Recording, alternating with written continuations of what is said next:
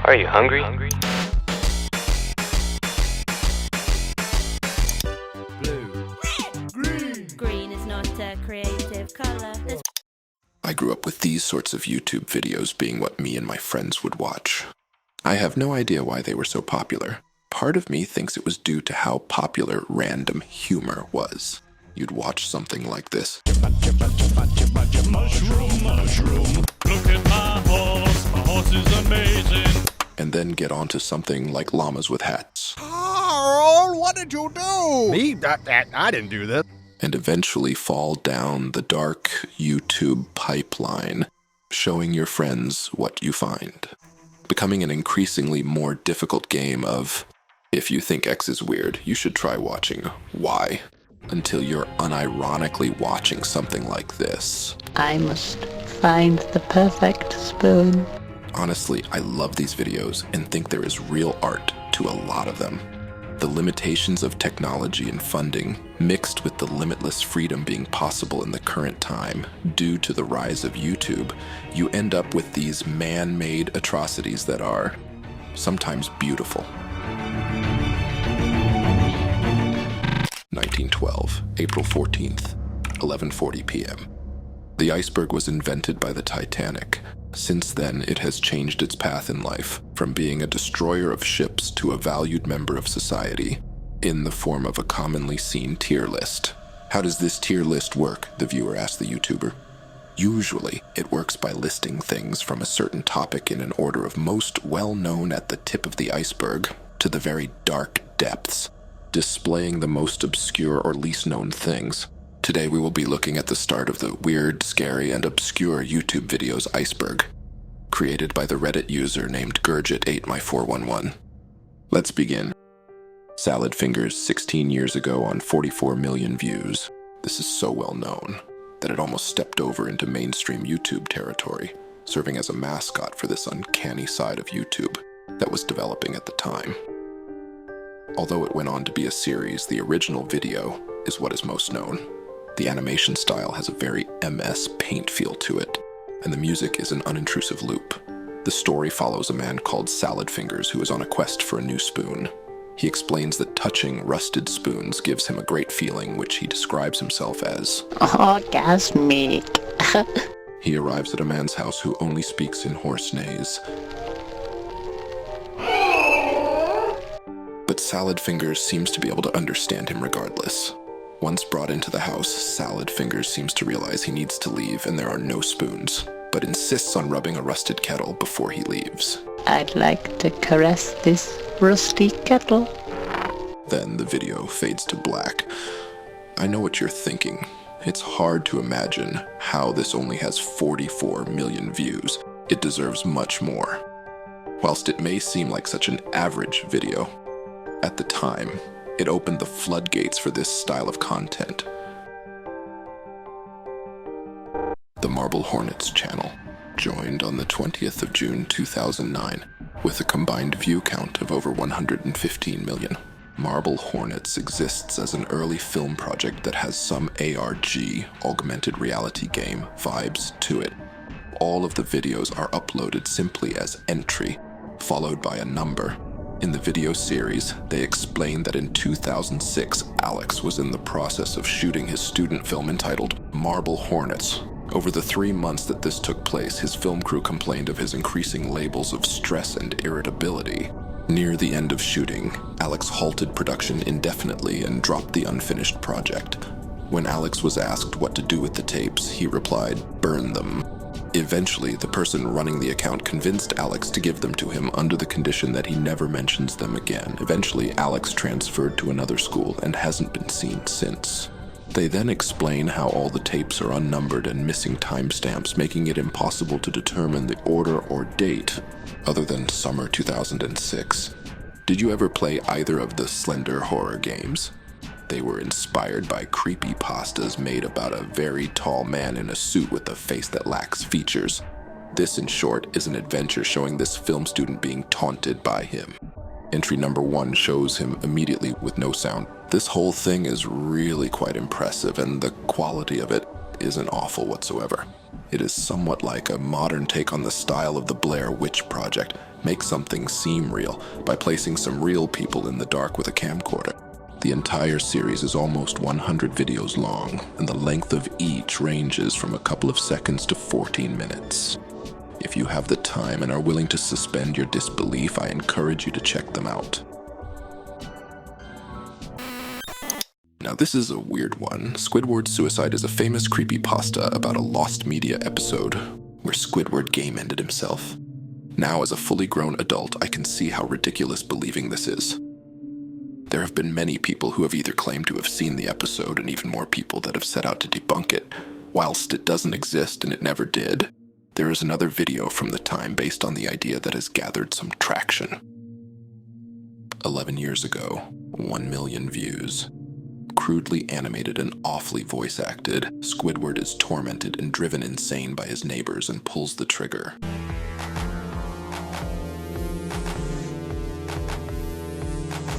You gotta look beautiful for Mr. Krabs. It's not fair, Clarinet. It could have been big. We could have ruled the world. If it wasn't for these useless feet. Yeah, not great. The original Don't Hug Me, I'm Scared, 12 years ago. 75 million views. This is a perfect example of what I was referring to earlier when I said that I find some of these beautiful. This is an original set piece, cast and audio, inspired by old kids' shows similar to that of Play School or Sesame Street. The video begins showing off a number of felt-crafted objects. A clock is ticking and quiet industrial ambience plays, eventually zooming out and showing the group. From complete silence to upbeat music, the notepad opens up and asks everyone, What's your favorite idea? Mine is being creative. What then appears like an education music video to encourage kids to be creative ensues. As the cast open up to the idea, one of them suggests drawing a clown.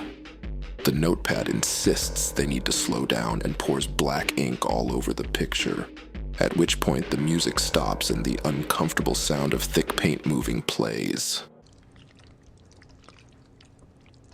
It is almost like a constant back and forth of building your trust up and then tearing it down.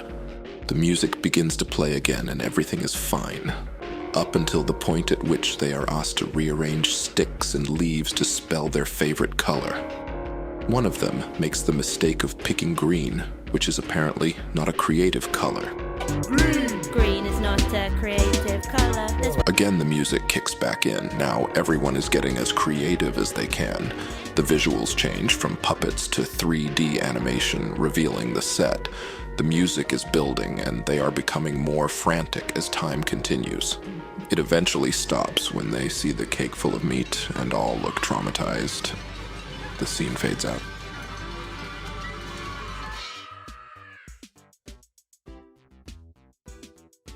Now let's all agree to never be creative again. There are heaps of videos in this series now, and I really think the creators are genius.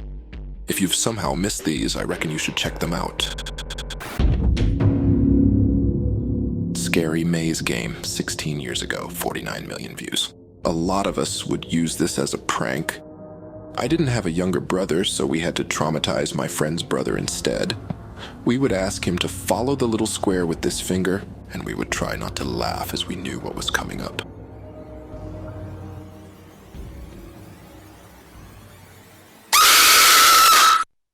Huh?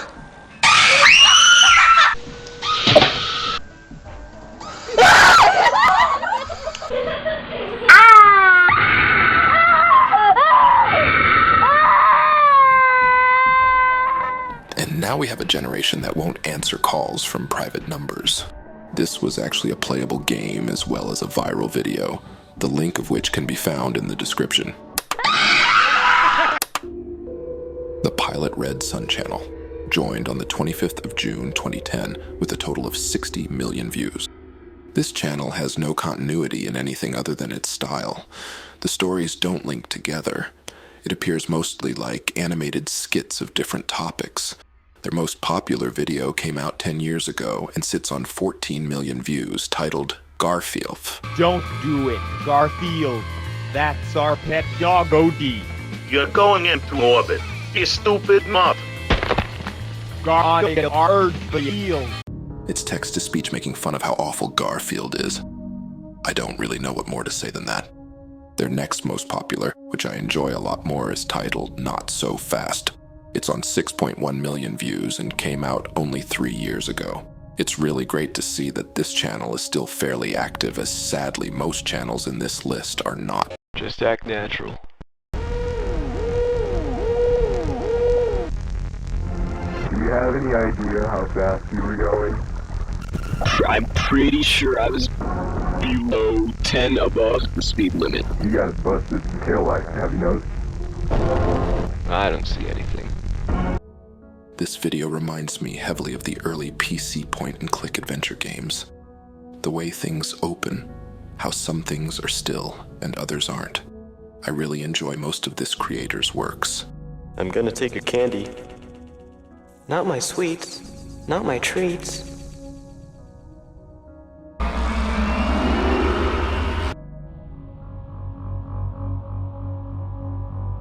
Are you hungry?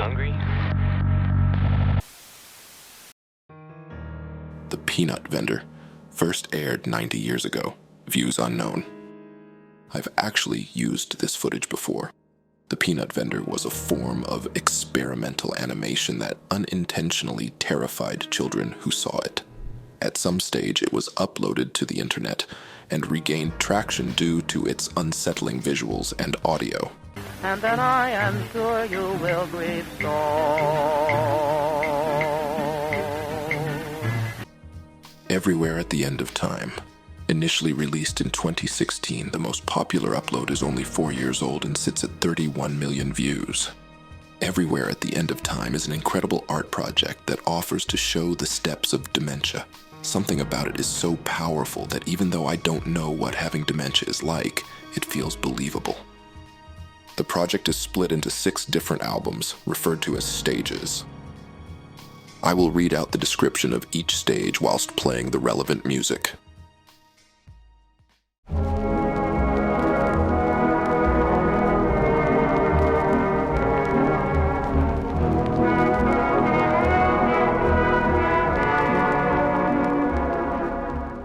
Stage 1. Here, we experience the first signs of memory loss.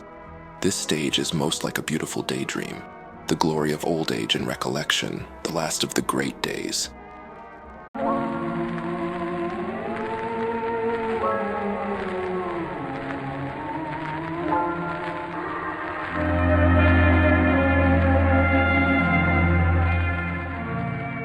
Stage 2. The second stage is the self-realization and awareness that something is wrong with a refusal to accept that. More effort is made to remember so memories can be more long-form with a little more deterioration in quality. The overall personal mood is generally lower than the first stage and at a point before confusion starts setting in.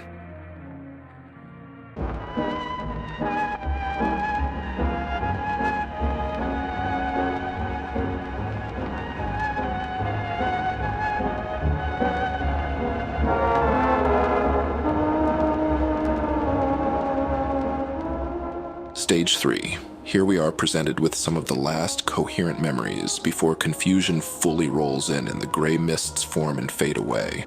Finest moments have been remembered, the musical flow in places is more confused and tangled. As we progress, some singular memories become more disturbed, isolated, broken, and distant. These are the last embers of awareness before we enter the post-awareness stages.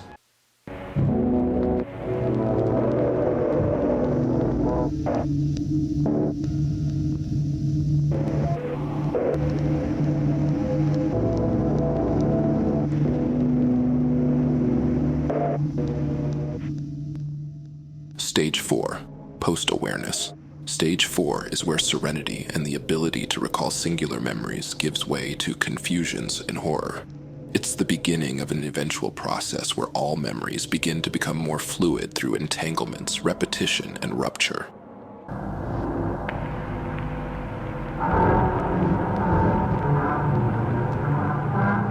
Stage 5. Post-awareness. Stage 5. Confusions and horror. More extreme entanglements, repetition, and rupture can give way to calmer moments. The unfamiliar may sound and feel familiar. Time is often spent only in the moment, leading to isolation.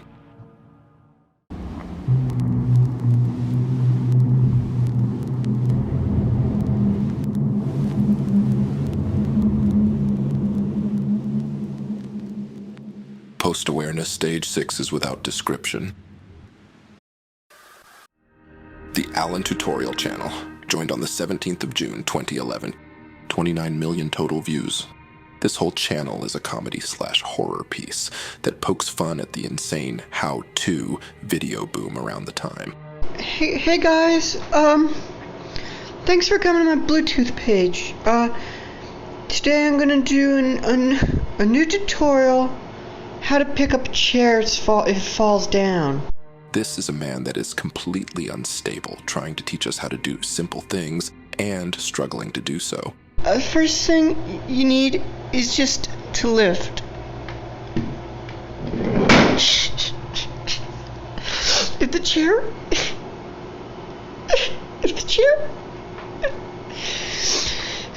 doesn't get up, just leave it. He appears completely obsessed with tutorials, and there is an uncomfortable element to all of it, as he does not appear to be safe or alone. Okay, this is the tutorial. This can be a tutorial, so this is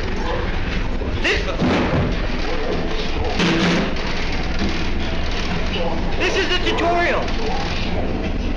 This is the YouTube tutorial. The series was created by Alan Resnick, a comedian and psychological horror writer, most well known for his Adult Swim short films such as This House Has People in It. She's stuck. What do you mean she's stuck? Madison, what did you do? Madison? Why are you talking She's completely out. She's out. She's not moving. What do you mean she's not She's not moving. She's not.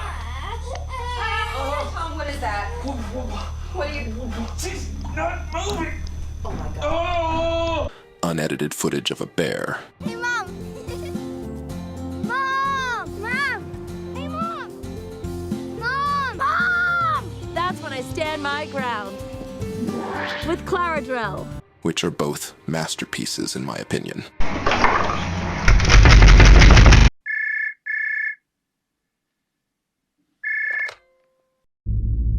Scary Rocking Chair. 15 years ago, 7 million views, plus many re-uploads that have lots of views. This is almost identical to the Scary Maze game. But instead of watching a maze go and getting jump scared, you're told to focus on the rocking chair.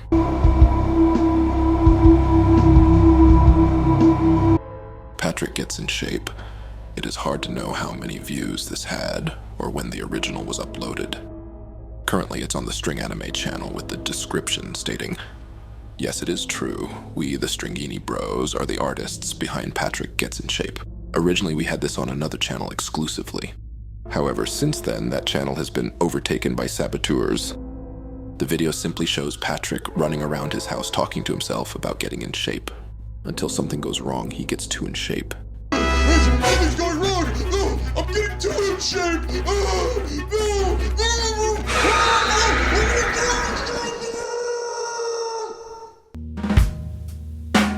The Syriac channel joined on the 30th of March 2006 with a total view count of over 800 million. They are one of the most successful creators in this space and are still uploading to this day.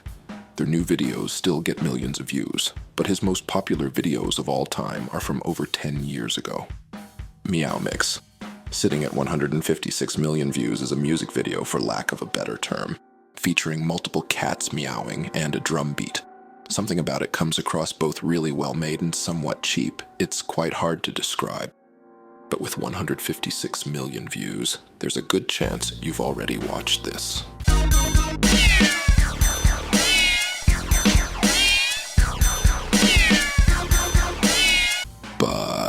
Sitting at 124 million views is their second most popular video. This video features an unusual song with a sheep running. As the video progresses, the sheep continues to change. Some of the shapes created are really quite amazing.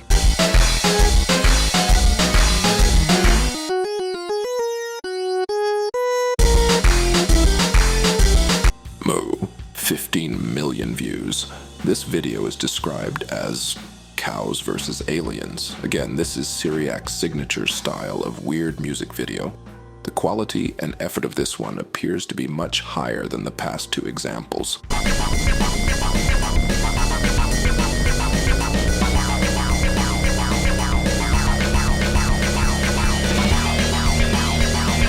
This is a channel worth checking out if this sort of thing interests you, especially since they're still as active as they are. Keffi commercial. 17 years ago, 2.6 million views, although it has been re-uploaded many times since.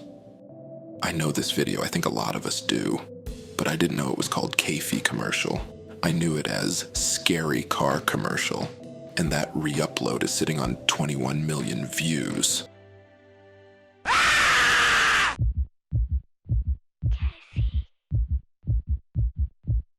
This final video fits into the dumb jump scare category along with the scary rocking chair and scary maze game, the three amigos of dumb jump scares. This isn't even the tip of the iceberg. There are 6 whole other layers remaining, and the content genuinely gets disturbing as it goes deeper, less art projects and more real-world horrors. Let us delve deeper.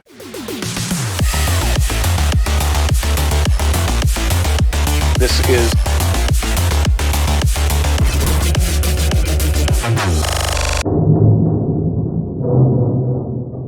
I love everything about this video. Published 15 years ago on 17 million views. It begins as though it's a tutorial, showing if you change the URL of YouTube to have 666 at the end, eventually if you refresh over and over, you can find a hidden user on YouTube. Something about the old browser, YouTube layout, and Windows XP settings and sounds remind me so much of this era of the internet. After refreshing a lot, the homepage of YouTube begins to change. All of the thumbnails swap to errors with 666 showing. Finally, the channel appears. Once clicking on the channel, the entire page is covered in blood. All the videos appear almost like AI art, although AI art wasn't possible at the time. The view count sits on 666 for all videos.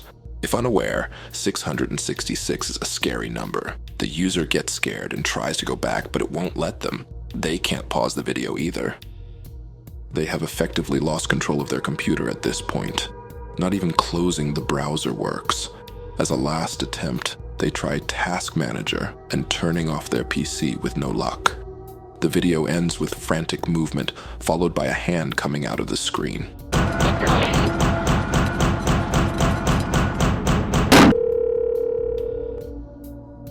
On April 15th, 2009, a mysterious video appeared on the creepy blog channel titled "I Feel Fantastic" and quickly went viral. The original creator took it down and has been silent for years. Little is known about him other than his name being John Bergeron. But somewhat recently, the video was re-uploaded and has started gaining attention again. The video shows an animatronic mannequin singing. The voice and music are both eerie, to say the least.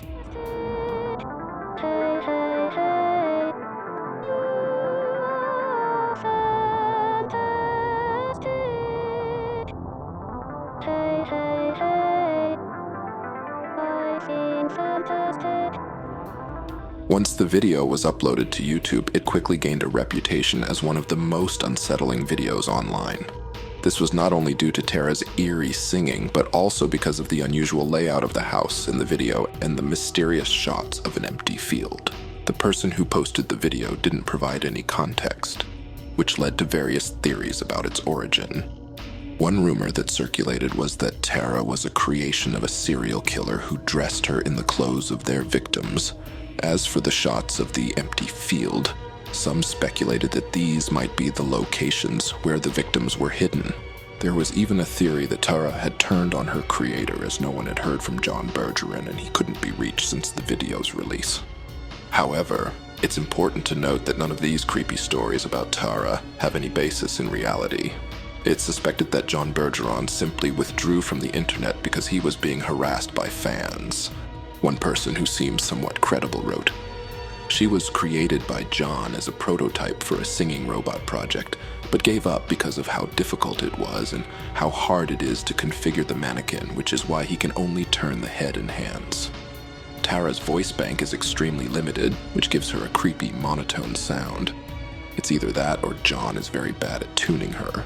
The only problem is that John is limited in his resources when it comes to music, and it shows that he's not well versed in filmography, which is why his videos come off as creepy.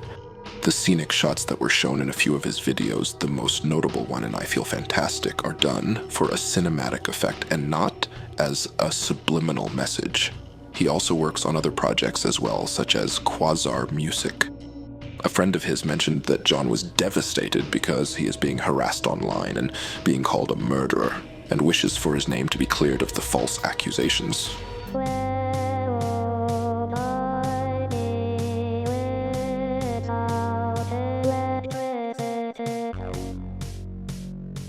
A glimpse into the dark side of internet fame. Uploaded on the 26th of December 2008 with over 500,000 views. The video shows animatronics of laughing sailors.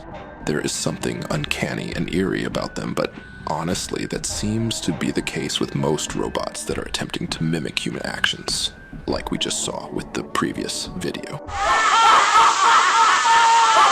This user has only uploaded one video, and this is it. In the description, they claim to have made the animatronics themselves.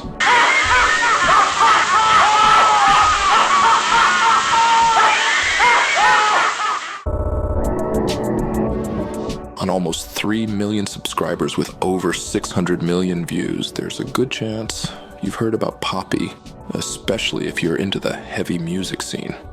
Originally started as an art project, featuring a pale blonde girl called Poppy in a White Void, I feel the intention was always to transition into a musical act. There was something intriguing and uncomfortable enough about it all that seemingly grabbed everyone's attention. One of their first and most famous videos was simply titled, "I'm Poppy." The video consists of 10 minutes of Poppy saying, Poppy, I'm Poppy, I'm Poppy, I'm Poppy, I'm Poppy, I'm Poppy, I'm Poppy, I'm Poppy, I'm Poppy. And that's it. 28 million views. Internet investigators tried to understand what they were watching and work out who Poppy was. Her whole existence, whilst originally a fabricated rabbit hole, has over the years turned into a real one. From lawsuits to bad record deals, pop star to metal icon, to recently cutting ties with her former creative partner, Titanic Sinclair. There is a lot of lore here I'm not able to fully cover over the past decade. These days, she is signed to Sumerian Records as an experimental metal artist, and honestly, her music is pretty great.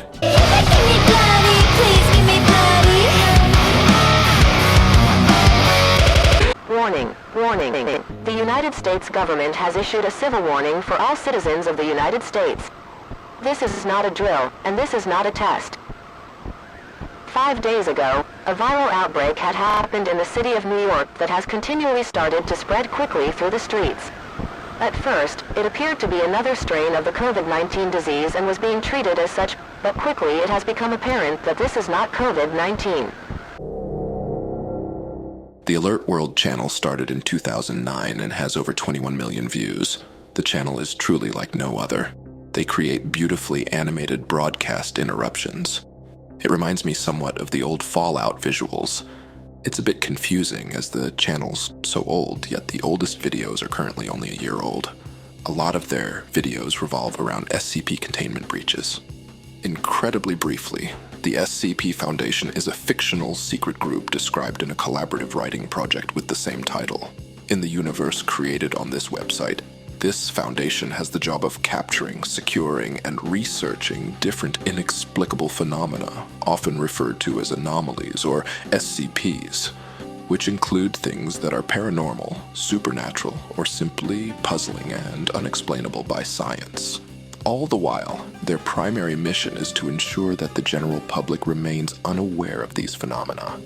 I really love this channel and think the quality of all their work is just incredible. Do check them out if you like this sort of thing. Verification for this video's true origin does not exist, but the story goes. In the 1980s, this Kleenex advertisement was airing in Japan. After complaints, it was taken off the air. Another aspect of this urban legend centers around the commercial's cast and crew dying or meeting horrible tragedy shortly after the ad ran on television. But these claims are murky and unsubstantiated at best. Allegations over what became of the actress in the commercial, Keiko Matsuzaka, are as varied as they are bizarre. Some claim that she gave birth to a demon baby and died, while others say she took her own life after being institutionalized. However, Matsuzaka is very much alive and has enjoyed a successful acting career since filming the Kleenex ad. Japanese viewers unfamiliar with the commercial's jingle were allegedly disturbed by the eerie melody and high yet flat vocals. A theory emerged that the jingle was actually an ancient German curse with the lyrics "Die, die, everyone is cursed and will be killed." In reality, the jingle is the song "It's a Fine Day" sung by Jane Lancaster with lyrics by Edward Barton. They look at the sky. It's going to be a fine night tonight. There is a lot of uncertainty surrounding this video, but I think in reality it was just a misfire by the advertising team, similar to that of the PS3 baby commercial.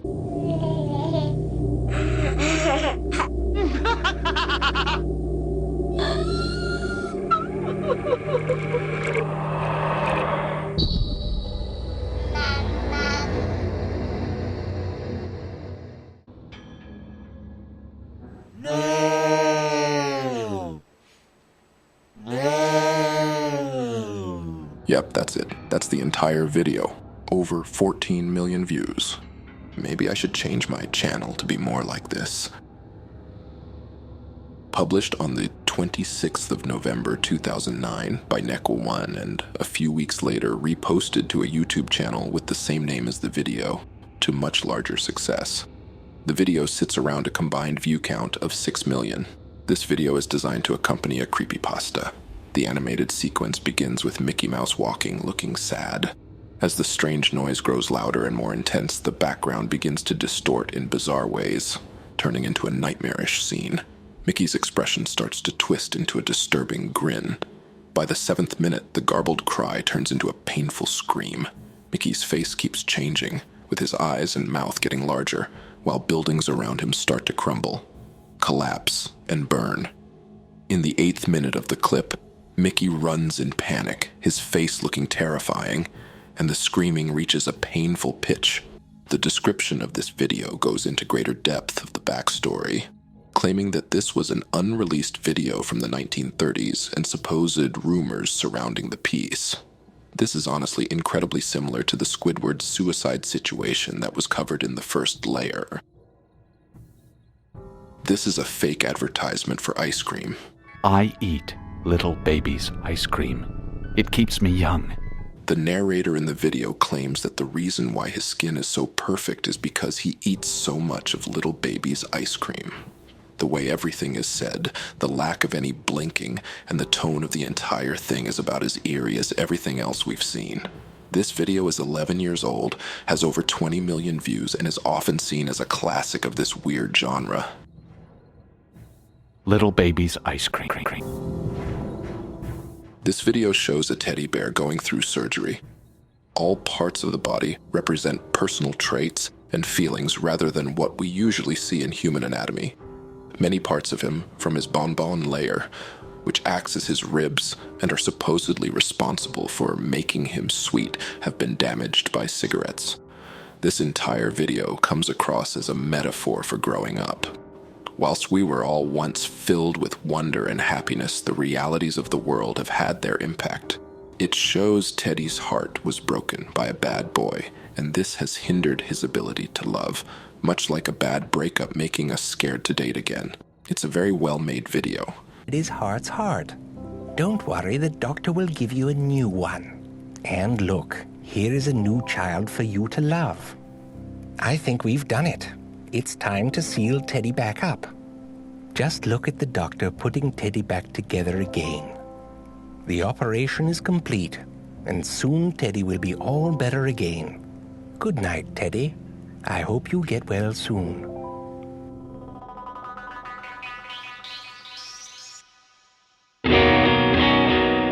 This channel probably was never intended to be as well known as it is. Started in 2013 with over 27 million views. WebDriver Torso is a YouTube account known for automated performance testing that gained attention in 2014 due to the speculation surrounding its purpose and the humorous content in some of its videos. This channel was established by Google on March 7th, 2013, and it started posting videos on September 23rd of that same year. These videos typically feature basic slides with accompanying beeping sounds.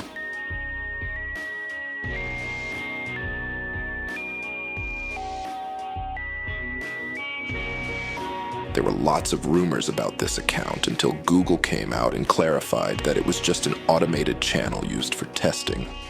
This is a case of reality being so much more boring than fiction. This is Max Headroom, and what you're about to witness is one of the most sinister-sounding intros to a trailer to one of the greatest epics ever produced in the history of television. And there's more, because you are going to see it as well. Yes, it. Yes, it. Yes, namely, the Max Headroom story. Max Headroom is a fictional character portrayed by actor Matt Frewer. Marketed as the first computer-generated TV host, Max was known for his sharp comments on various current topics, his conceited humor, his stuttering, and his voice that changed in pitch. While Max was promoted as being computer-generated, he was, in reality, portrayed by actor Frewer using prosthetic makeup, special contact lenses, and a molded plastic suit while sitting in front of a blue screen. Careful lighting and other editing and recording tricks were used to enhance the illusion of a computer-generated character. According to the creators, Max's personality was intended to be a satirical exaggeration of the negative traits seen in television hosts from the 1980s, who aimed to connect with youth culture despite not being a part of it themselves. Frewer suggested that Max embodied an innocence shaped more by the information he absorbed from television than by real-life experiences or mentors. But I'm pretty sure that's not the reason why he's on this list. On November 22nd, 1987, a TV pirate with a Max Headroom mask hacked into WTW Channel 11 in Chicago, Illinois, to interrupt the broadcast of Doctor Who. He rambled on and on about random stuff not making much sense.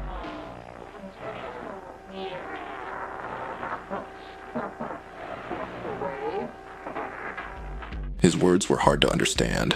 Naturally, a lot of people found this creepy. Not just the audio and the visuals, but the way the TV channel was hijacked by this man. To this day, no one knows who was behind this and what, if anything, they were trying to say.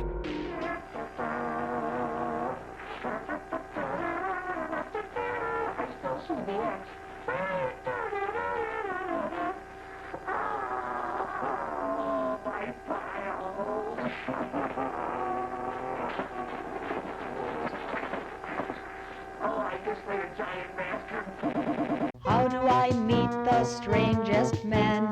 They always seem to find me.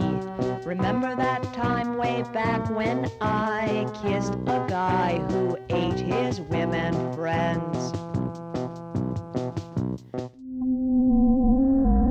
Possibly in Michigan is a musical horror story from 1983 about two young girls and a cannibal named Arthur. Two women, Sharon and Janice, are shopping at a department store for perfume. They are being followed by a man dressed in a black suit and tie with a mask. Strangely, there are no other people in the store. Both women are known for attracting violent men and making it seem like the violence is the man's idea. The man following them, named Arthur, shares these tendencies. While shopping, Janice mentions that a perfume smells like her mother's crazy sister, Kate, who once tragically put her pet poodle in a microwave to dry it. Janice notices Arthur, and both women quickly leave the store. They wonder why men can become so strange and question whether it's Sharon's responsibility to deal with them. After driving home, they part ways, but Arthur continues to follow them. He stands outside Sharon's house waiting for Janice to leave. A voiceover explains that Arthur has worn many masks and forgotten who he truly is. He approaches the front door, removes his mask, revealing his handsome face, and rings the doorbell.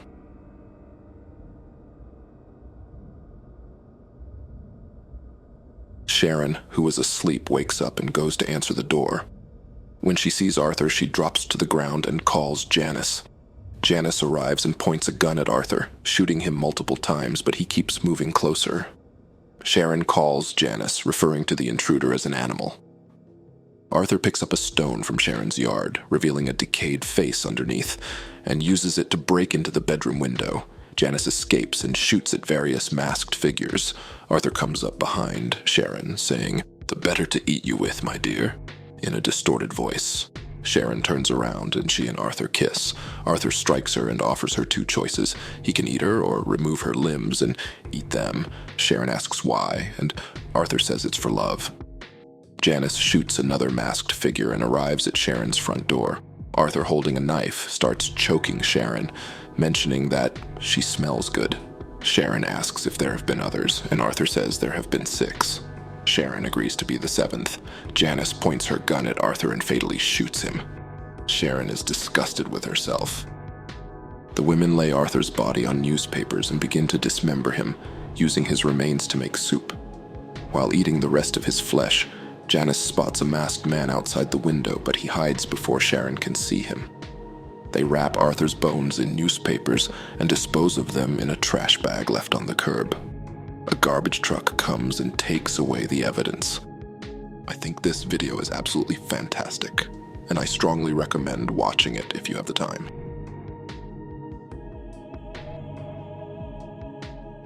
The Seinfeld Spitstain channel is similar to a lot of the content I was talking about during the first layer. It's a channel of 30 unique animations that mostly seem to parody cartoons and pop culture. I'll briefly talk about some of their most popular work.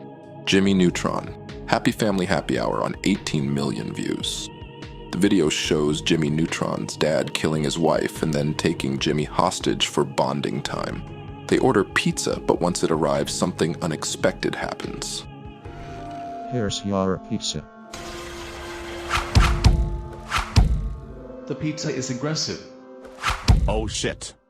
A year later, the sequel was released. This shows Jimmy Neutron in a grave, and as it zooms out, many bad memes are shown on tombstones, eventually showing they're at the dead joke cemetery.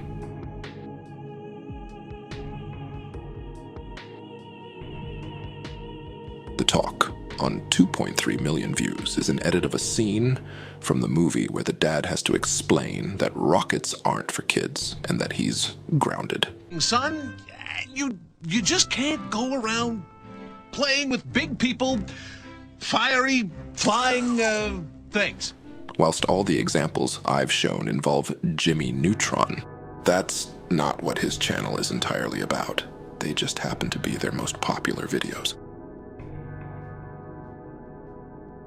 Now, this is a weird one with no real certainty.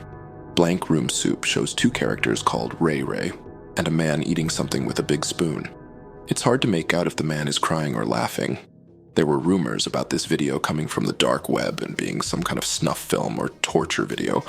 Usually, this would easily be debunkable, but things get a bit weird. The creator of these characters, Raymond Percy, has quite a resume. Having worked on both The Simpsons and Frozen, he had created these characters for live performances, but one day 2 of the costumes were stolen. Later, he was emailed this video.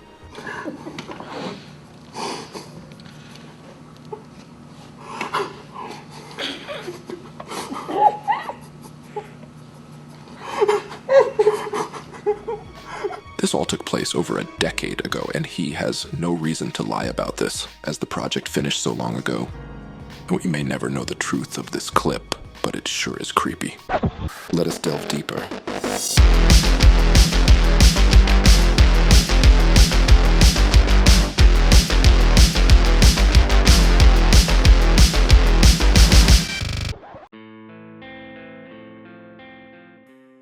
This is one of my all-time favorite YouTube videos. It's so stupid yet so smart. I don't know why, but it always makes me laugh. A man with a mannequin face mask approaches the door and asks his friend if they're still doing the hand thing. Shay, are you still doing that hand thing? I heard you're doing the hand thing today. Almost like a new craze, everyone there is doing the hand thing.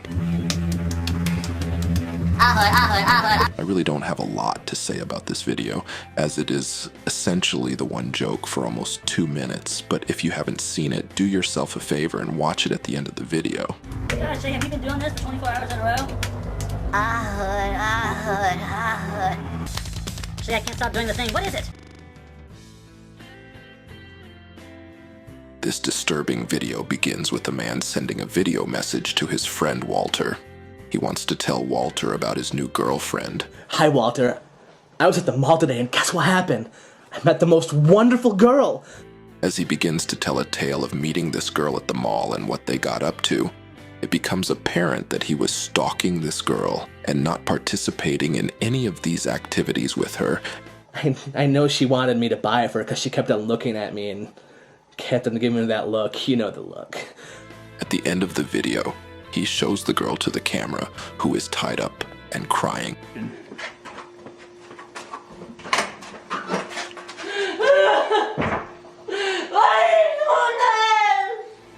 Now, it's incredibly important to acknowledge that this video is completely staged. But people really did think this was real at the time. A comment I found sums this up perfectly. The fact that people believed this was real is what makes it legendary. Hi, Walter.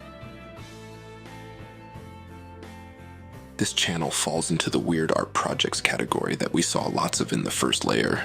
They appear to be mostly focusing on the musical aspect, as every video is accompanied by a Bandcamp link to be able to download and support their music. Their most famous video is called Who Wants to Gnaw on Human Bones and sits on 4.6 million views. Like a lot of videos we see from this era of the internet, this was apparently seen as creepy at the time, which is much harder to see than most videos, as this seems really quite cute to me. Their second most famous video is called Beasts, sitting on 3.2 million views. It shows a number of different alien-looking creatures that are all working at normal jobs. I am the beast that peeps the beast. Get out of line and you'll get some of these. The description reads, "Are you a contributing member of your society?" The final minute of the video appears to be a gigantic zoom out of the world. But their latest video, simply titled Hi, which came out just a year ago, truly demonstrates how far they have come as an artist.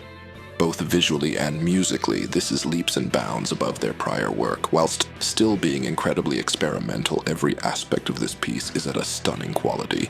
Whilst they don't release content frequently, I do recommend checking them out if you enjoy this type of thing, as they are still active as far as I can see.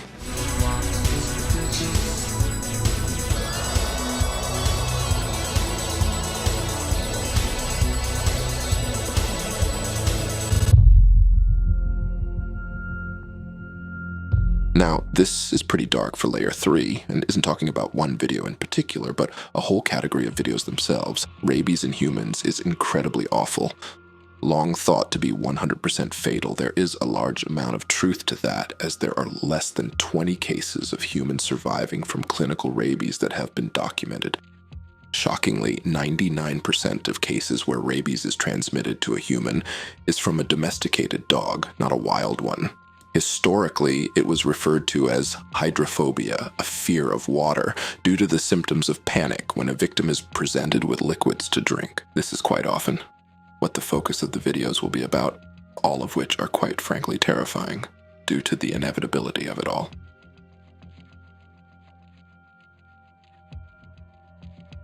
The Meat Sleep channel is an ARG. An ARG, or augmented reality game, in most cases will be like role-playing as an internet detective for a fictional story. Whilst the official channel only holds 19 videos these days, a channel called Meat Sleep Archives has uploaded all 92 in chronological order. This is a gigantic rabbit hole that deserves its own video, which many other creators have already covered. I'll link some analyses on it in the description, as it's hard for me to do it justice in this format. There are rumors that the owner of the channel passed away 2 years ago, but it's really hard to tell where the game starts and ends, and what the truth is with these sorts of things. So currently, I'm unable to confirm or deny this. You live here. You are ungrateful. You live here. The Films of Nanny Lynn is a compilation of different animations made by a woman named Nanny Lynn. These animations were made in the 90s, and a lot of the creators from this list seem to be almost inspired by this sort of content and attempt to replicate it. This is probably one of the only entries on this entire iceberg that is quite wholesome. In reality, she was creating a video using Amiga graphics and voiceover to share her grandchildren's interests. The boy loved dinosaurs and the girl adored princesses, so she combined these for the first story. Troodons running across the plain. The Troodons were being chased by a Tyrannosaurus Rex. The children were also interested in current events. Back in the early 90s, the Bosnian War was ongoing, so the story of Srebrenica makes a bit more sense with this context, though I must stress, only a bit. It has hints of the kids laying the groundwork for the tale, with Nanny Lynn refining it to make it somewhat easier to follow. Again, just a bit. He put her down and decided maybe if he injected a little more of his antibiotic in the lizard, it would turn back into a white rat. Both kids were also passionate about science, leading to the creation of Bob the Blob. The story is delightfully nonsensical, much like you'd expect if children were making it up as they went along. It reflects the influence of two kids with slightly different interests due to their gender and personalities. And when it saw it was in a dish, it climbed out and suddenly announced, "I'm Bob the Blob. I'm a new little boy. I'm going to look over here. No, I better not fall off this table." But really, what a cool grandma. Nanny Lynn, if you're still with us, I hope your grandchildren have grown up to be as caring and creative as you are. There Is Nothing is a 1-minute looped film by David B. Earl, sitting on just shy of 10 million views.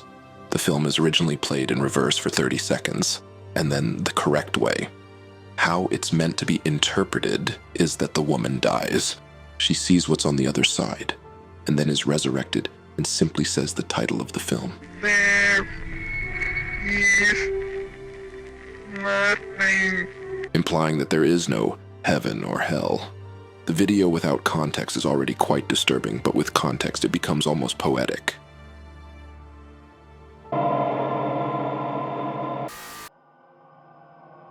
This is quite an educational and informative video. The reason for the warped perspective is because it's a 360-degree video. The video aims to show what lunchtime at school is like for someone with and without autism. First, we see what is considered normal. Notice here that the sounds and lighting are normal. And then next, we see through the eyes of someone with autism, and both the volume and lighting increase to a barely bearable limit. Different. Look around and notice the differences between the two simulations.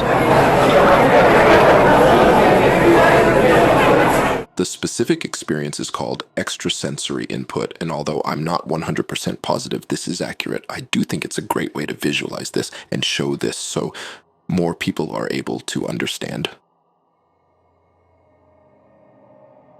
This is a bit of an unusual one. The story goes that this footage was taken in 2007 as a news report in Japan. The footage was not used and was found in 2009. Since then, it has been taken down multiple times. The current form exists purely as archived footage. I've got to be honest, I'm the world's biggest skeptic when it comes to ghosts. It's not so much that I don't believe that they exist. I just believe that 99.9% of all footage of them is either fake or easily explainable as something else. And with that said, I think this video is staged.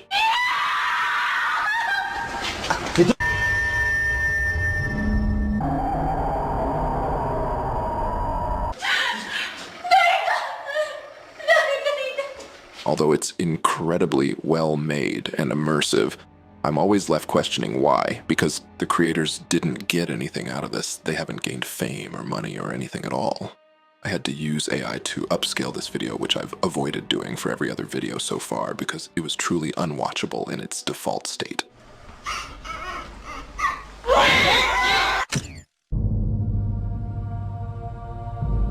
Candle Cove is an online creepypasta horror story written by web cartoonist and author Chris Straub.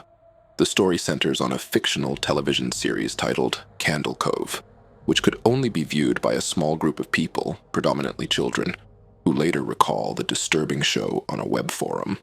This shares similarities with the missing episodes of cartoon shows mentioned previously, but the show itself didn't exist. The Candle Cove screaming episode is a video that shows puppets moving, weird effects, and screaming. This was meant to be scary, but honestly, it's quite funny. The screaming is so over the top that it's hard to take seriously.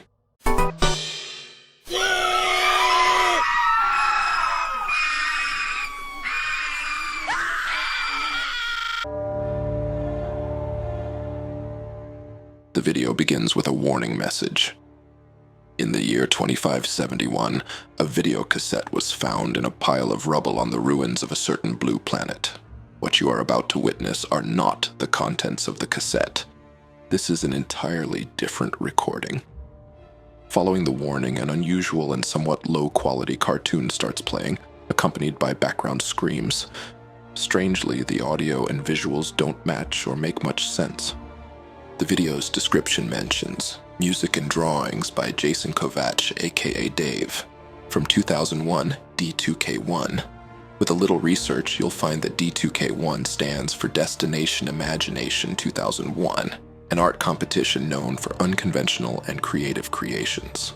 Jason Kovacs participated in the 2001 competition with a team, and it appears that their entry was this video titled Agamemnon Counterpart. Jason is thought to be the person who initially uploaded it. Interestingly, the screaming in the video was later identified as audio taken from the French film A Cry from Within, while the other music was from the American film The Human Tornado. However, one mystery remains unsolved: how the video got its title. Apparently, it was Jason Kovacs who named it, but no one has managed to contact him to ask why he chose this particular title.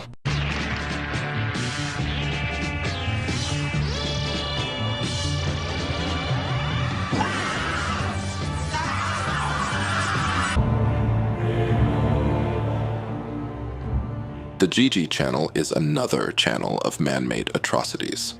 However, instead of having a focus on animation or music, this one tends to focus on editing existing content into funny videos with varied results. There is a genre of video on YouTube called YouTube Poop, which is the act of editing footage to create a different story, usually from cartoons. I feel like this is the real-life equivalent. One of their videos is much better known than others, and it's simply titled Bread. It's genuinely quite hilarious. I think it's better to show you rather than explain it.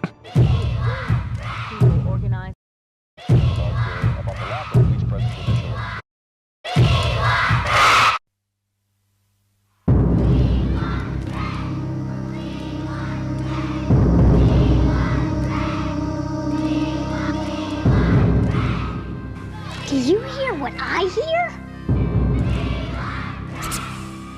We want bread. Come here. I'm Brett.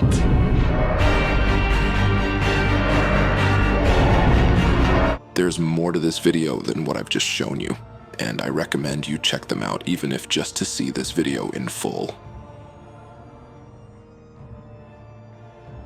A Time to Forget is simply a 1-minute edited video from a Japanese movie called Noroi, The Curse. There isn't a lot to say about this video. It's 7 years old and didn't exactly go viral, but the people in the comments seem to have a real attachment to this piece.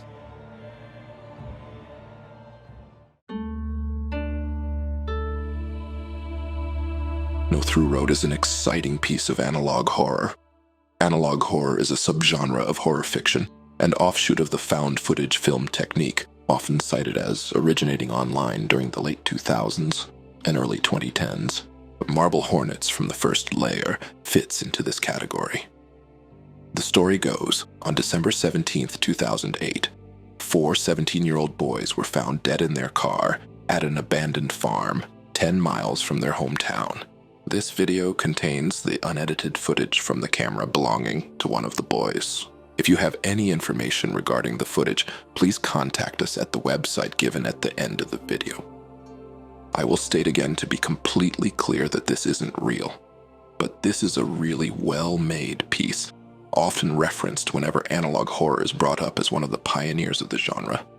There is a real believability to it all, and if you're going in blind, it can be quite scary. I strongly recommend you watch this one. James, point the camera at me. James, just give me the. What are you doing? Turn it back on. It's not me. I can't. Turn the bloody lights on. What? What are you doing?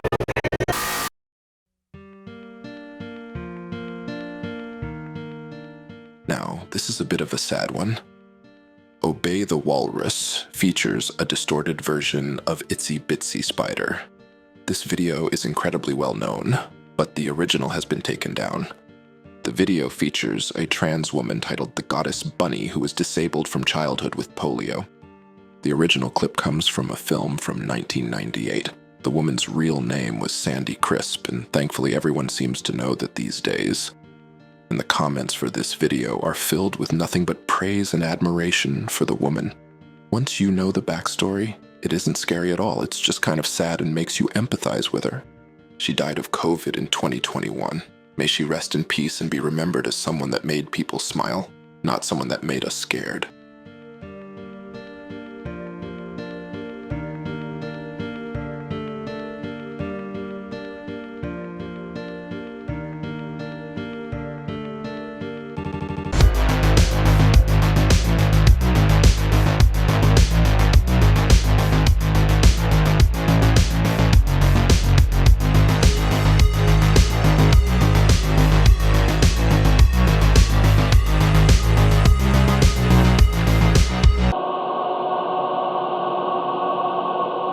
Now, this one is uniquely terrifying. The Paris catacombs are basically a gigantic underground cemetery that looks straight out of a horror movie. This footage was found on a camera from down there, the owner of which has never been found. Much of the catacombs are not open to public, and this was a man that was trespassing.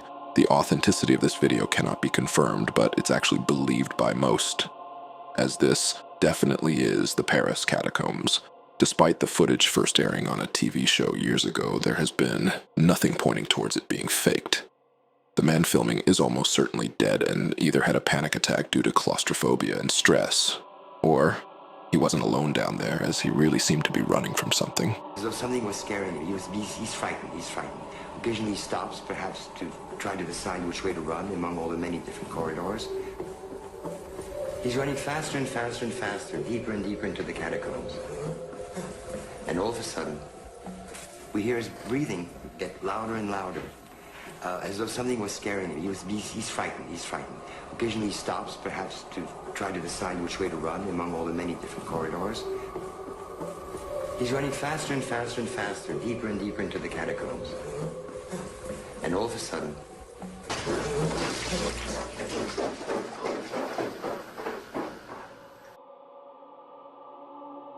Dog of Man is a man-made horror by the creator David Firth. David Firth is also the creator of Salad Fingers, which was mentioned in the first layer. The animation shows a man wanting to become a dog and eventually transforming into a half-human, half-dog abomination. All the comments I could find on this video are in Russian, so I'm guessing it was extra popular over there for some reason.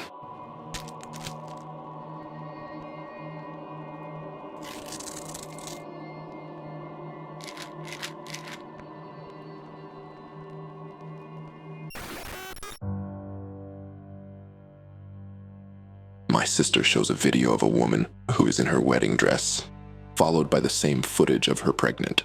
She then rips off her incredibly realistic face mask. It then goes on to show her eating and then shows her ripping off her face again, but we can't see who's underneath. My dad Nexpo has made a video on this, which I'll link in the description, that covers the whole thing. But it seems to be a fairly clear metaphor of showing who they really are once they're married and pregnant. The entire video is quite unsettling. Barbie.avi narrates the tale of an individual who rescued an outdated computer discarded in a dumpster, stumbling upon a perplexing video file named Barbie.avi in the process. Within this AVI file, the viewer encounters footage of a young woman undergoing an interview. her distress and fear intensifying as the recording unfolds. The conclusion of the Barbie.avi video unveils scenes of a woman strolling alongside a railroad track and venturing into the adjacent forest. The individual who stumbled upon this video subsequently located the site, unearthing an abandoned house and concealing a chilling secret. But as a large majority of items from the list are, this is purely a story and not real. My uncle Scare Theater did a great video on this if you want to learn more, which I'll link in the description. PHR 2/711 is a man-made educational video about what the purpose of all the rooms in his house are. Honestly, I'm not a huge fan of this video. It's quite repetitive, and my intrigue was lost quite quickly. But it's sitting on a large amount of views, and there are quite a few creators in the comments talking about how this piece inspired them. So maybe I'm just not getting something. Either way, some of the images are pretty neat.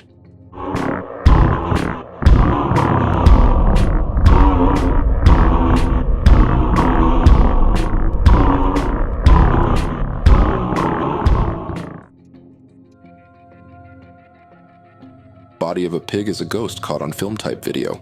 The description of it reads, "Truly frightening EVP recorded in a secret location during my tenure as the special guest and resident expert with a group that I cannot name. My association with the group ended due to reasons I cannot legally disclose. But, as I am the bigger man, I wish them well." The video shows a moving shadow and then that a voice is saying, "I have the body of a pig," followed by a grunt.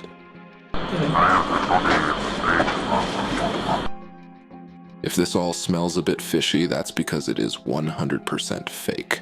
Surprising, I'm sure. Regardless, quite a good video.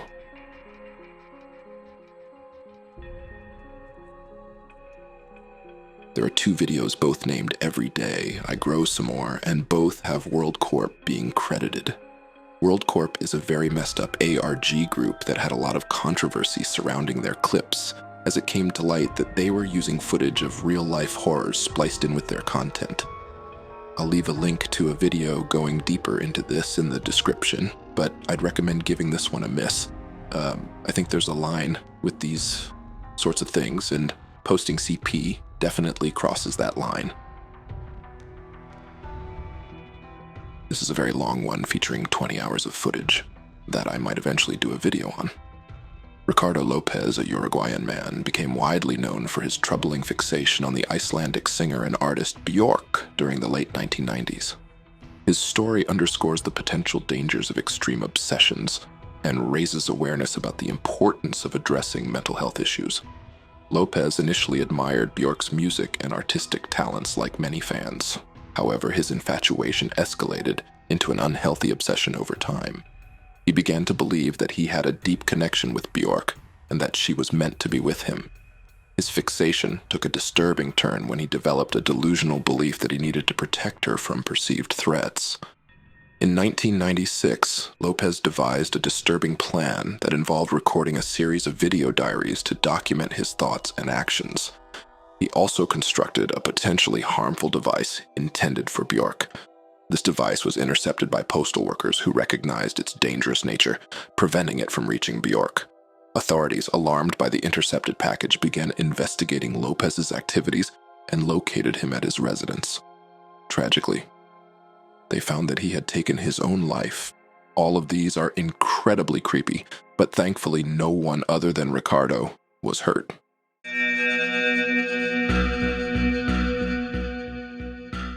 The Wyoming incident, also known as the Wyoming hijacking, is a lesser-known case of television broadcast interference. A hacker managed to disrupt broadcasts on a local programming channel, which is thought to serve several smaller communities in Niobrara County. The hacker then aired their own video, which featured numerous clips of disembodied human heads displaying various emotions and poses. This video is mainly known within the local community and might not have gained much attention if it weren't for the unusual effects it had on a few residents who watched it for an extended period. People reported experiencing nausea, seeing things that weren't there, hallucinations, headaches, and other discomforts. Some speculated that it had a paranormal cause, but experts have determined that the afflictions were actually the result of specific frequencies used during the broadcast. In this case, the frequency played fell between 17 and 19 hertz. When exposed to such frequencies for extended periods, it can make the eyes subtly vibrate, which can sometimes lead to visual hallucinations. Now, this would be very interesting if it was real, but unfortunately it isn't. Like many videos seen here, this is another creepypasta.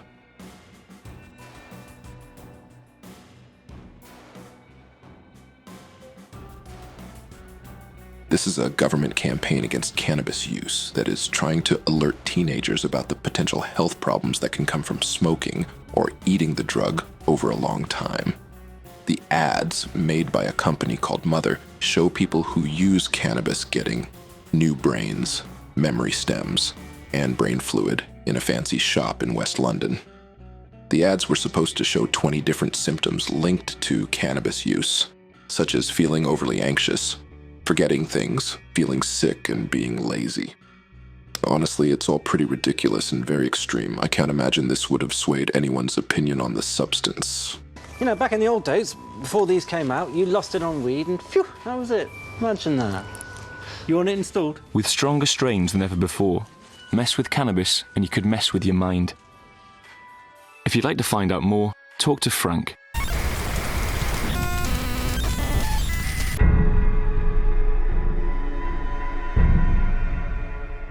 Local 58 is an analog horror series, and Contingency is the second episode, arguably the most well-known.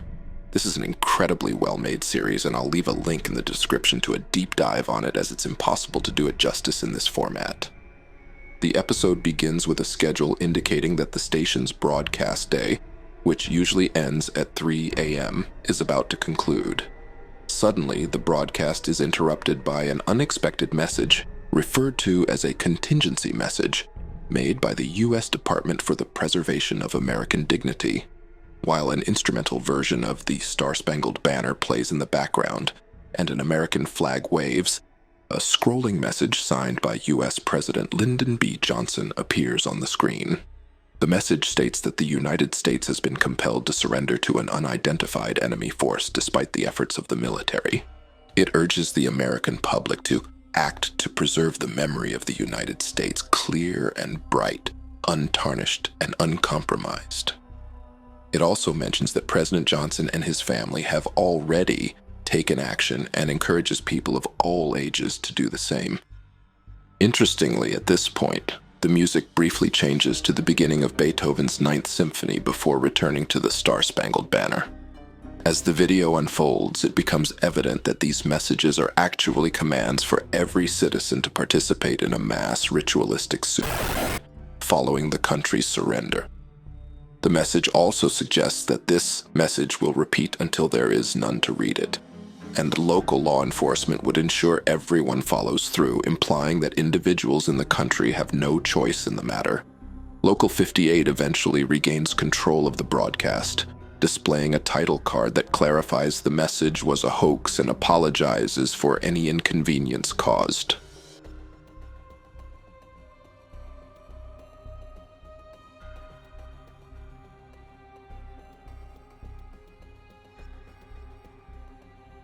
Daisy Leaves is a short 1-minute video showing a person wrapped up in a bin bag, followed by an open door and then a person standing at the closed door. I feel it's pretty clear that this man at the end is implied to have killed her, and from all the comments it seems to be pointing to an abusive relationship. There's also a flash of text for less than a second that seems to point to where she's buried. Look at the clown.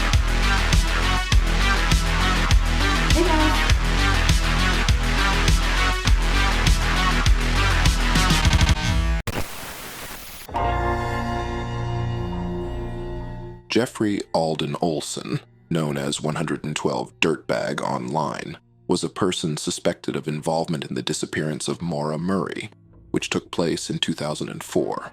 Maura Murray was an American woman who vanished on the evening of February 9th, 2004, following a car accident on Route 112 near Woodsville, New Hampshire, a village in the town of Haverhill. She was a 21-year-old nursing student in her junior year at the University of Massachusetts Amherst when she went missing. A video related to this case was shared on the 112 Dirtbag channel on the anniversary of her disappearance. The video consisted of an old man laughing and winking for a minute and was titled Happy Anniversary. This led many to believe that he might be connected to her disappearance and had possibly kidnapped her. These suspicions became so widespread that law enforcement initiated an investigation into this individual. However, their investigation ultimately revealed that he had no involvement in the disappearance of Maura Murray. This is pretty messed up and not how anyone should go about getting attention.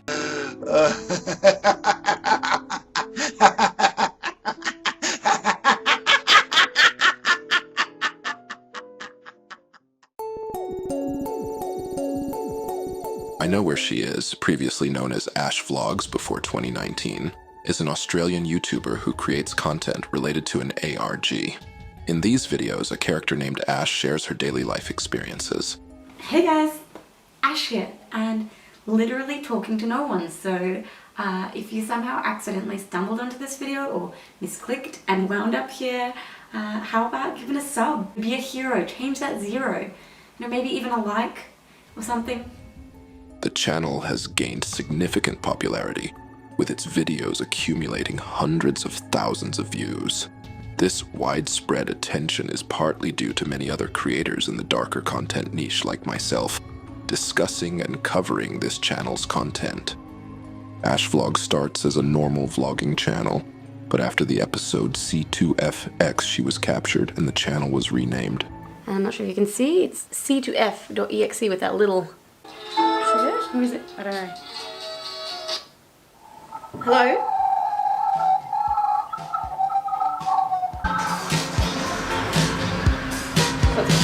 Close it up. When you wanna sail away. Personally, this was my first experience with an ARG, and at the time I found it so fascinating, and I honestly didn't fully understand it was fake at first until some of the acting gave it away. I'd recommend watching a video on it. The Croatian stalking tape features 2 boys from almost 20 years ago having fun with a camera until they notice someone who they think at first is relieving themselves.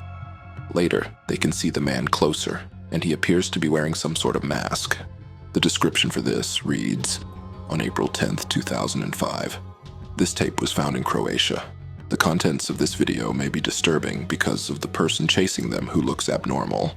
This is not a fake video because the 2 boys are missing to this day. Feel free to re-upload. There are no rights to this video since the MUP, Croatian police, released it to public domain. This is, of course, just exposition for the short film. The entire thing is fake, as cheap and predictable as the last jump scare is. It got me good.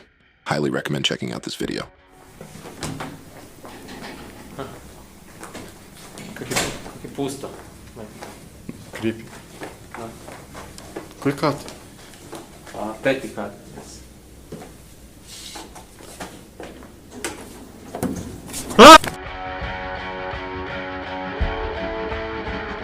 I've actually used this footage for another video. On January 14th, 1989, the NBC television affiliate, WMAQ, displayed a missing person poster after the channel had concluded its early morning broadcast. This poster continued to be shown until the channel resumed its programming. The poster featured an individual named Joanna Lopez. However, the image's quality was extremely poor, making it difficult to discern Joanna Lopez's face and specific details about her appearance.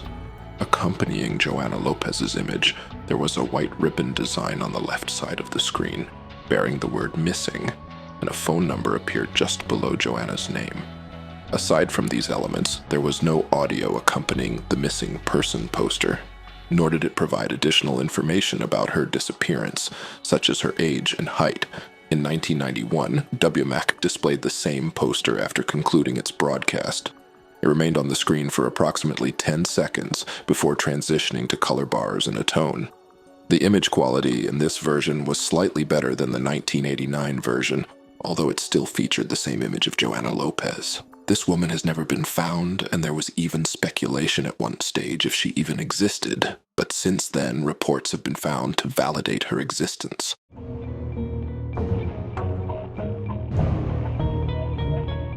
Look at the Clown is supposedly a psychiatric video to assist the creator's son with his coulrophobia, or fear of clowns.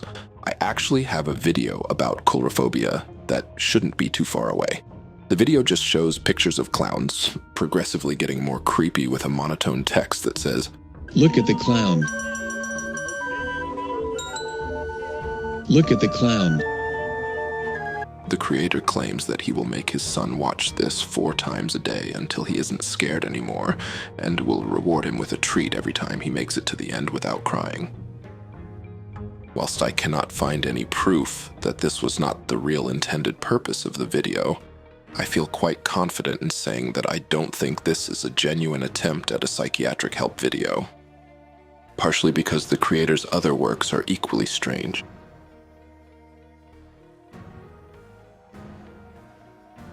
When first watching this, I thought it fit into the man-made horror section with other art pieces in the earlier layers, but this truly was an educational video for children.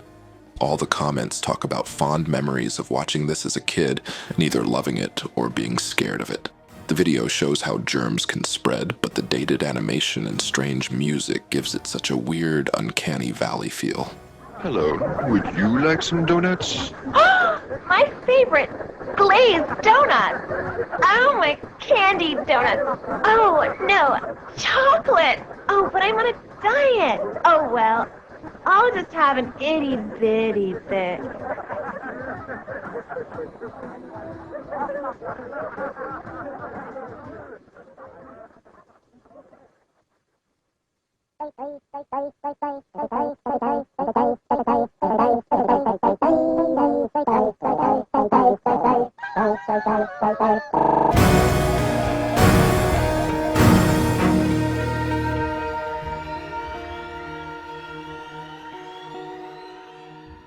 This is an incredibly strange music video. For your benefit, I'm showing the censored version. A man is dancing with the head of a mannequin, mostly naked, whilst talking about how he wants to have homosexual intercourse. Checking his channel, they just have 5 different versions of the song and music video. I really don't have much more to say about this. I can't wait to put it in my mouth, up my crack, in my ass.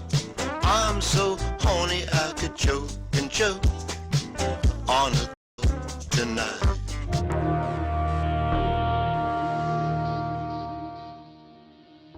This is a part of a really well-made and detailed ARG.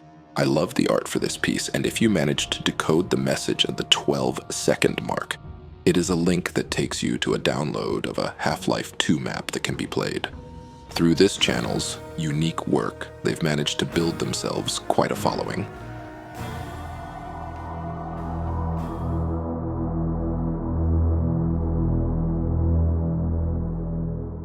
This is pretty heavy, and I will start by warning that no actual death is shown on camera, just the moment leading up to it and its complete inevitability. He descended into the depths without keeping track of how fast he was going up or down, which meant he didn't know how quickly he was sinking, except for feeling increasing pressure on his ears. Moreover, he was in complete darkness, so he had no clue which direction he was heading, if any. The deeper you go underwater, the less time you have before your skin absorbs too much nitrogen, causing a drunken and even narcotic-like state. For reference, if you stay at a depth of 18 meters, you can safely remain for at least half an hour. But at 40 meters, you can't stay longer than a few minutes before it becomes dangerously high. Additionally, at 90 meters, the oxygen becomes toxic due to the intense pressure. You inhale so much oxygen in one breath at that depth that you need to mix in various other gases to counteract its effects.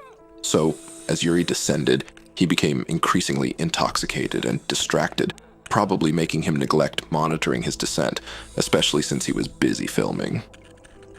To put it simply, he was getting more drunk-like and less aware.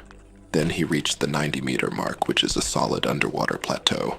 Considering that no diving school teaches diving beyond 40 meters, or 44 meters for rescue diving, imagine how he must have panicked. He knew this was the end for him. When you're at 90 meters, your buoyancy is so low because of the immense pressure that unless you have an extremely buoyant balloon or vest, you can't swim up. You'd become exhausted before even getting halfway to the surface. He was also weighed down by equipment like tanks, a camera, extra batteries, and more. So in short, he descended without realizing how dire his situation was until it was too late.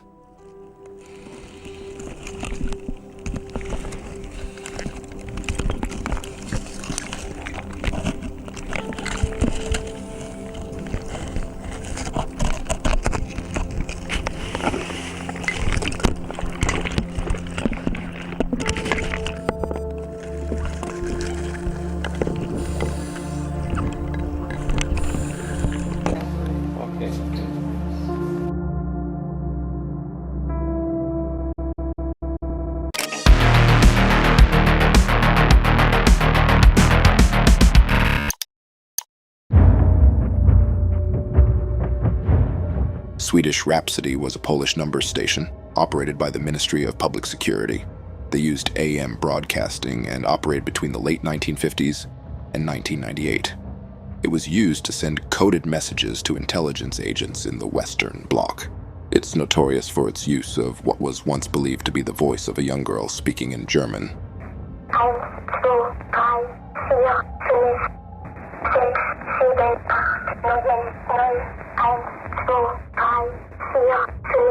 Which was revealed to be that of a special machine used by the East German State Security Service. There is something so haunting about it all. The music played is so far from comforting.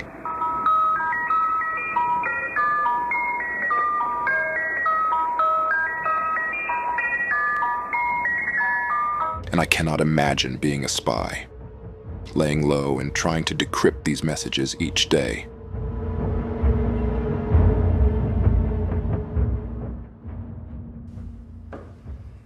Better known as Transfiguration, this 9-minute live performance art shows a normal man using a range of mediums to continuously change into new beings. The description reads, "Who is behind our face?" Olivier de Sagazon, at first painter and sculptor, is more and more working in the living arts performance, dance, theater. He has since made more than 300 performances in 20 different countries. His performances have led to numerous collaborations with artists from the world. Ron Frick for Samsara, FKA Twigs for the immersive project rooms.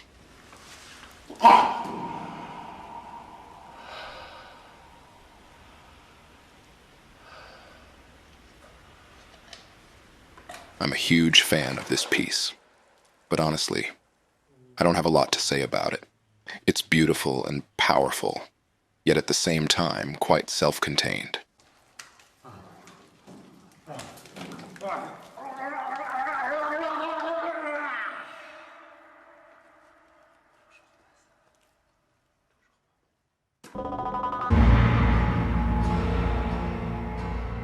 Kuyang Dayak. This video has little explanation regarding its origin or what exactly we are looking at. This is meant to be Kuyang, if unaware. Kuyang means a person who manifests themselves as a flying head and internal organs for a variety of reasons, such as magic power, beauty, etc.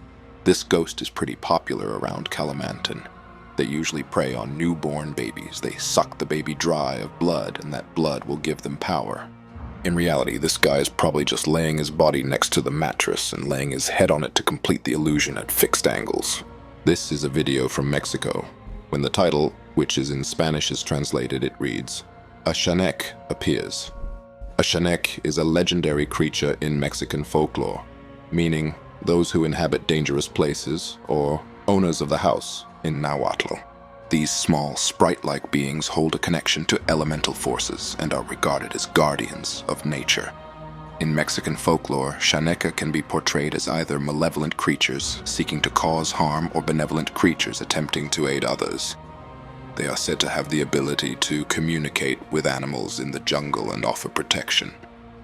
While they may not always be visible to adults, children can sometimes see them. They enjoy singing, screaming, and crying, which I think we can all relate to. Putting two and two together, this video is said to show a sighting of a shanek, which is the strange, small, gnome-looking thing at the end that seems to disappear once jumping behind the small brick foundation.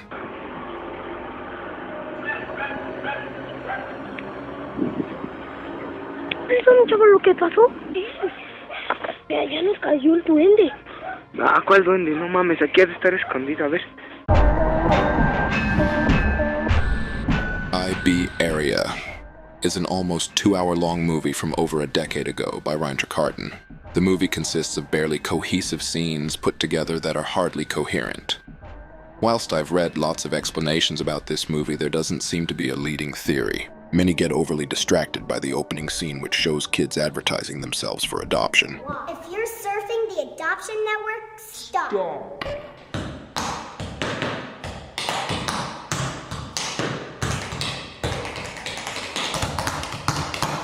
Whilst I think this is relevant and shouldn't be overlooked, I don't think it is the focus point of the entire movie.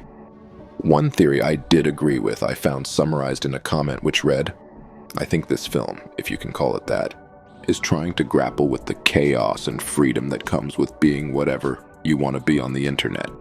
Note how much all the characters mention becoming other people, or being a clone, as opposed to being an original.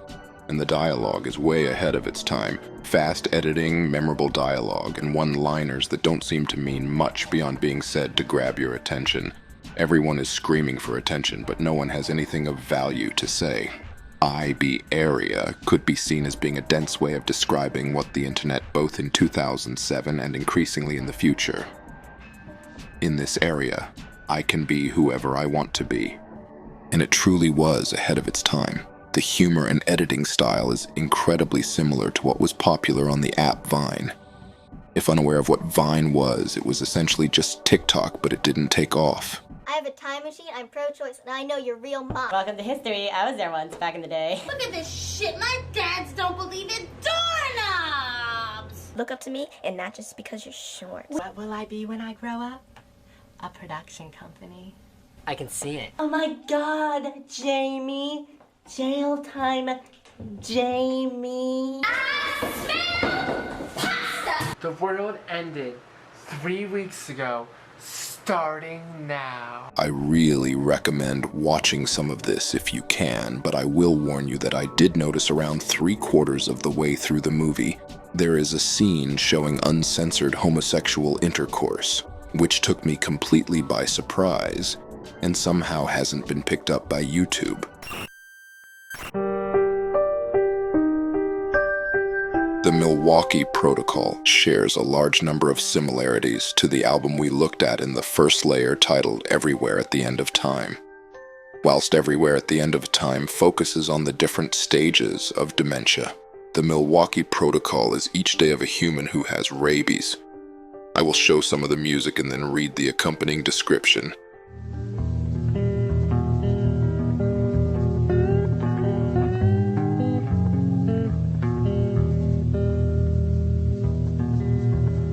Day 1. Prodromal. You should have gone to sleep earlier last night. Feels like you're moving through molasses waking up. Your head is pulsing. You're sweating a little. Maybe it's the heat wave. Later in the day, you feel a bit uneasy. Could be your anxiety. Been like that for a while, and your body is on fumes after only 4 hours of sleep. The subway feels louder today, though you haven't left work during rush hour in a while. You swear someone tried whispering in your ear on the way home. It is already too late.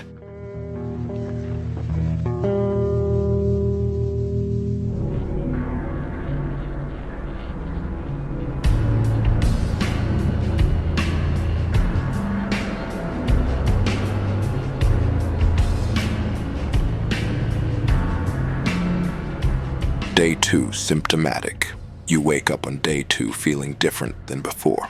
A blistering headache becomes a rising fever. You feel exhausted and dehydrated, but the thirst goes away as soon as you see your sink. You're on edge for a reason you can't put your finger on.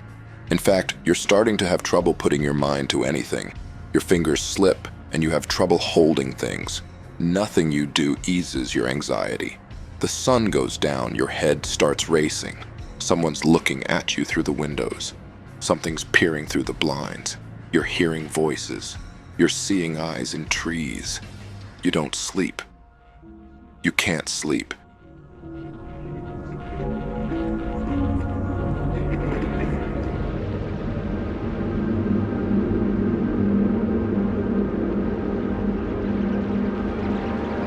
Day 3. Acute neurological period. Something sends you over the edge. Your speech slips and slurs. You ramble. You feel thirstier than you ever have in your entire life, and go for water, and feel horrified looking at it. You try drinking it, and your throat spasms as a pain like needles racks your mouth. You haven't drank water in days. Your lips bleed from dehydration. You feel sound. Your thalamus is on fire. Neurons hijacked by a ravenous force send the entire body into a frenzy. You're in agonizing pain. You spasm and writhe and scream and cry as restraints are tightened and sedation is applied, with said sedation becoming increasingly less useful. Unreal anger and absolute horror blend and become one as time stops meaning anything to you. Your hippocampus starts to go as you stop remembering things. Reality melts apart at the seams. Everything is infinite, and nothing is anywhere. You are alone, restrained, hallucinating, confused, frothing uncontrollably, and absolutely terrified.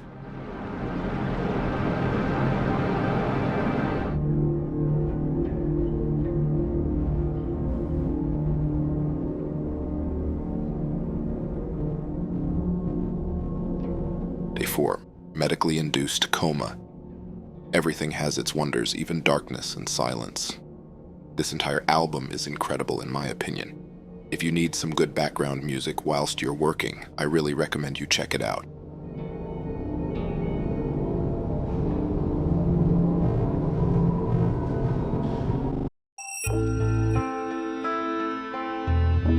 The Organized Mind is a short film from 1966 by Jim Henson featuring Limbo, combining live puppetry with pre-recorded film. The soundtrack for the film was engineered by Raymond Scott. If unaware, Jim Henson is one of the greatest puppeteers to ever live, famous for creating The Muppets and Fraggle Rock, as well as directing The Dark Crystal and Labyrinth. This looks incredible in my opinion, and the premise of a tour around the human brain is both unsettling and somehow educational. You know, I've learned to walk around inside my own head. You want to see my evil thoughts? I keep them over here. Highly recommend checking this video out if you have the time.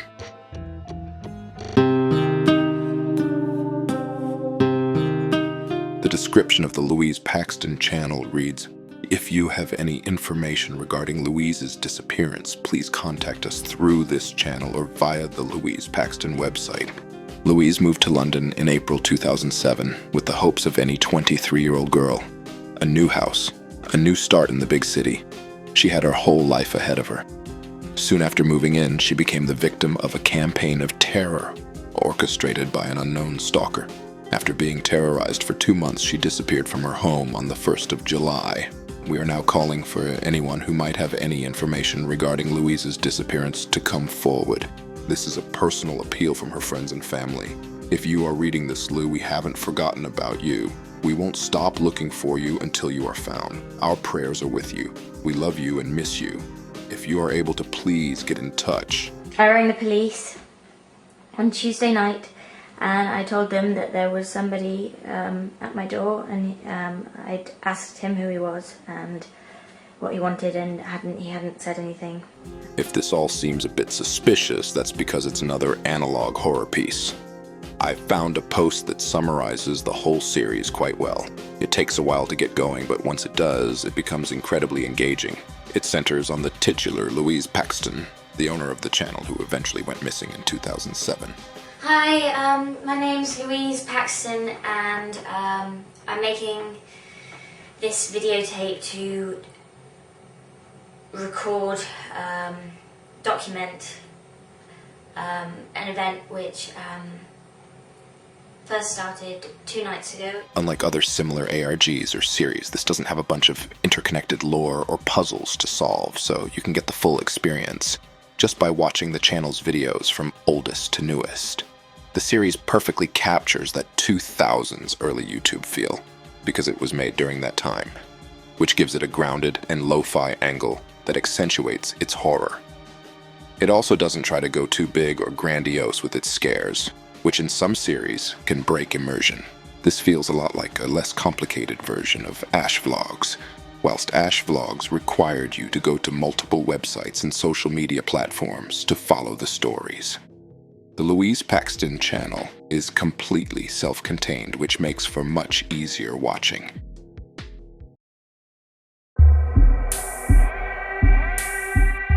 This video is incredibly disturbing to watch.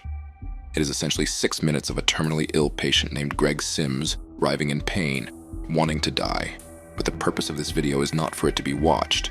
The purpose of the video is for it to be stopped. When the original video was shown on an Australian website, there was a button at the bottom of the screen that read, "Stop the Horror," which would stop the video and redirect the viewer to a landing page that encouraged them to donate to help truly stop the horror.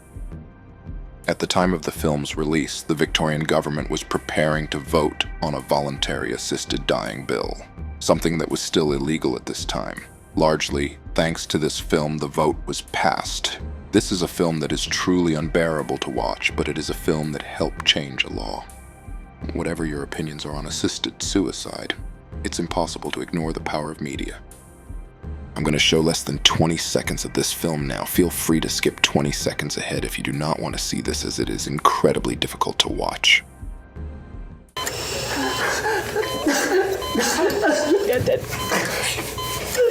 Stop. Let me get, okay? No, Dad, no. Johnny has to help,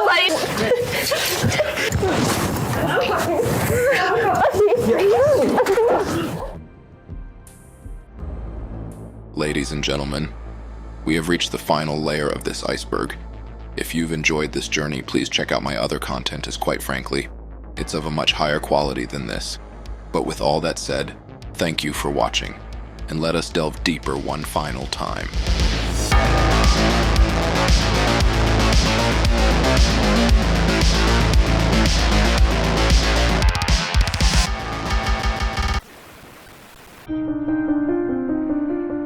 This video shows a deaf man who goes by the name DJ Deaf Joey communicating in American Sign Language. He goes on to explain, as you may guess from the title, that the coffin of his great-grandma is in his backyard. She passed away in 1945, and he never met her as he was born 8 years later. Joey chose to remove his great-grandmother's coffin from the cemetery as it was being handled poorly. Multiple times throughout the video, he encourages the viewer to stay both positive and considerate. He then opens the coffin to show his great-grandmother. This in itself is pretty strange, but it doesn't end there. For some reason, he feels the need to kiss her on the lips multiple times.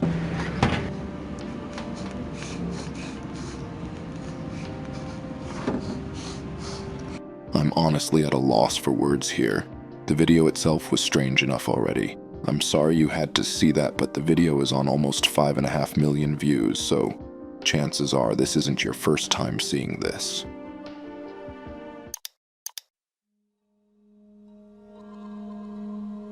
Real Tracks, Real Trains, Real Life is an informative shock video from the British Transport Police. The video goes on to show a series of incredibly close calls by trespassers over railway lines. The description reads, "Think it's fun to play on the railway," or "okay to take a shortcut along the tracks." Think again. This shocking real-life footage is a reality check. In the last 10 years, almost 170 people have lost their lives trespassing on the railway. Almost half of those killed were under 25. Most trespassers say taking a shortcut was their main motivation, followed by thrill-seeking. But walking along or messing around on the tracks can result in serious life-changing injuries or death.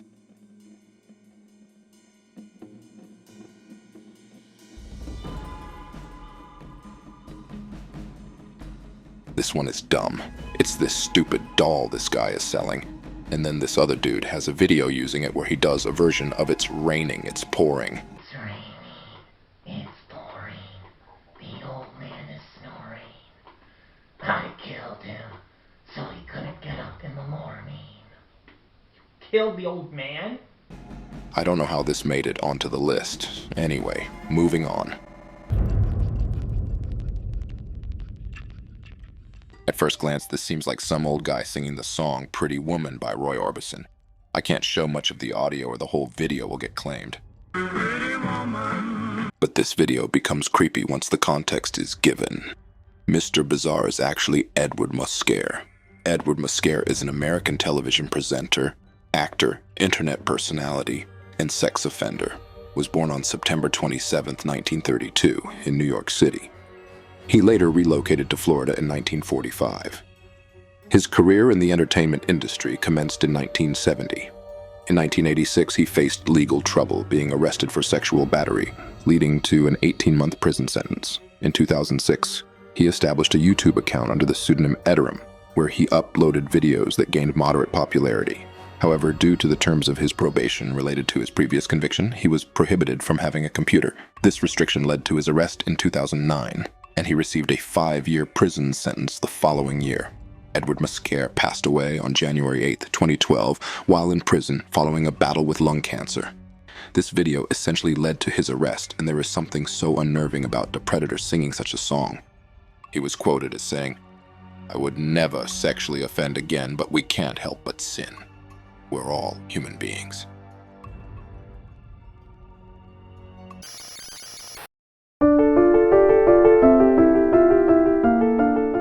This entry is sick and twisted, and I refuse to show the children who were used as puppets by two evil individuals, which is what the original clip shows.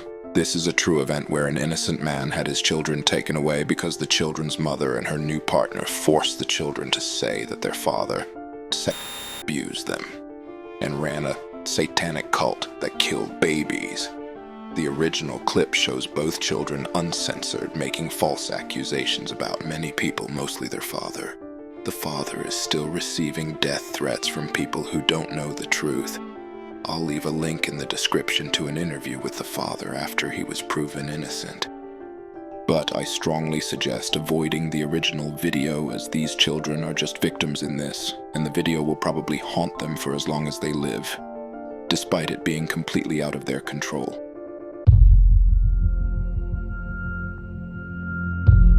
Now this is incredibly disturbing.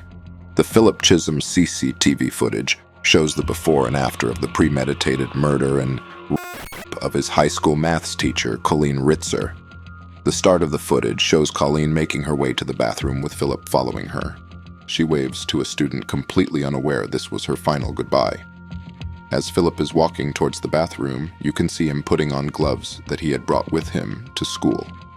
11 minutes later, the crime has been committed and you see Philip leave the bathroom. Philip goes on to run around the school and change his outfit. He can now be seen wheeling a bin, wearing a mask, and heading back to the bathroom where Colleen's body lay, placing her body inside the bin and taking her outside. He is seen carrying her far away and returns almost half an hour later. This is truly chilling to see. The level of premeditation cannot be ignored from the gloves, mask, and box cutter he brought to school. Seems like he had every step of this planned out and even changed outfits continuously as he was aware of the cameras. An extra detail about this case is that a year later, Philip was also hit with an attempted murder charge, stemming from a separate attack on a female youth services clinician. Thankfully, Philip was handed a life sentence, and if justice prevails, will never be free again.